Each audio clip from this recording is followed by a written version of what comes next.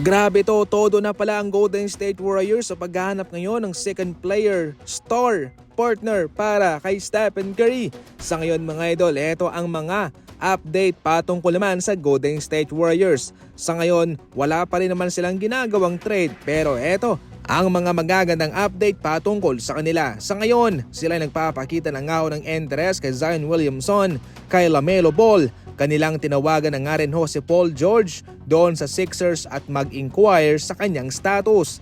Lahat daw sa ngayon ay tinatawagan na ng Golden State Warriors patungkol sa trade availability. Maliban dyan mga idol, ang pinakamatunog ay itong si Kevin Durant na sa ating huling balita ay tumanggi nga ho ang Suns at kanilang dinecline ang pag-i-inquire ng Golden State Warriors. Subalit ngayon sa pinaka-latest na update naman galing kay Mark Stein, ang Suns ay nakikinig na sa Golden State Warriors at eto pa, nag-i-explore daw ang dalawang kupunan sa isang posibilidad na trade na siyang magpapadala kay Kevin Durant sa kanyang former team na Golden State Warriors. Maliban dyan si Jimmy Butler, kabilang pa rin mga idol sa radar, si Giannis LeBron James at maging itong si Paolo Banchero. One thing, gusto lang kasi ng mga fans ng Warriors na kumuha ng center itong Golden State.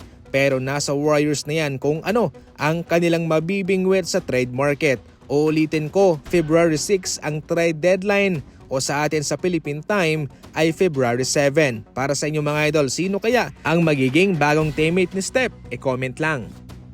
Malungkot man sa ngayon ng mga fans ng Dallas Mavericks, heto naman ang magandang balitang kanilang maririnig.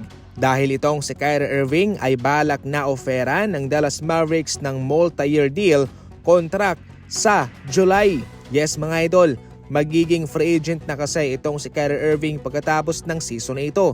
Subalit, mayroong kagustuhan ang Mavs na bigyan siya ng extension sa kanila para manatili siya. Long term ang pinag-uusapan dito mga idol. So fake news po yung mga lumalabas na mga balitang posibleng mag-request ng trade itong si Kyrie Irving. Sa ngayon kasi committed siya sa Dallas Mavericks na tulungan ito. Gayong malakas naman ang kanyang bagong makakasama na si Anthony Davis mga idol. Kasama si Max Christie. Mayroon din naman silang gwardyang nakuha pa. Napag-usapan nga ho natin sa ating nakarang video na malakas pa din naman itong Dallas Mavericks at posibleng maging contender pa sa playoff.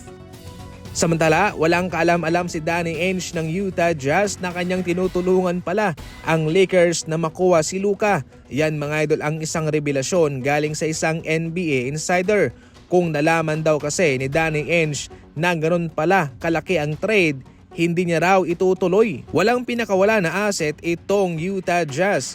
Bumayad lang sila ng tig $55,000 sa Mavs at sa Los Angeles Lakers para makuha nila si Jalen Hood-Schifino at 2 second round picks. Yun lang. Yan lang muna sa ngayon ang ating mga fast break updates. Walang kuskus, balungos, parangka, derechahan. And as always, maraming salamat po sa panonood.